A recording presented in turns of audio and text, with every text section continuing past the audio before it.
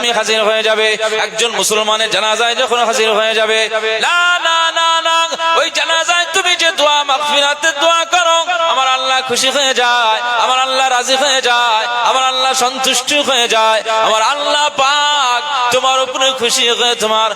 আমলনামাতে আমার আল্লাহ এক কিরাত সওয়াব দিয়ে দেন। মুসলমানের ছেলেরা, এ নবীর উম্মত উম্মতিরা, খুব খেয়াল করে শুনুন, আকা মাওলা রাসূলুল্লাহ সাল্লাল্লাহু আলাইহি ওয়াসাল্লাম জানিয়ে দিয়েছেন, না না না, যখন ওই জানাজা সম্পন্ন হয়ে যাবে, তখন ওই মাইয়েতের ওই খাটিয়াটা যখন তার ছেলেরা জামাইরা ধরে নিয়ে কবর মঞ্জিলে চলে যাবে, কবরের জায়গায় চলে যাবে, ইমাম হুজুর যখন মিনহা খালাকনাকুম পড়বে, ওয়া ফিহা নুঈদুকুম পড়বে, ওয়া মিনহা নুখরিজুকুম পড়বে তারাতান উখরা,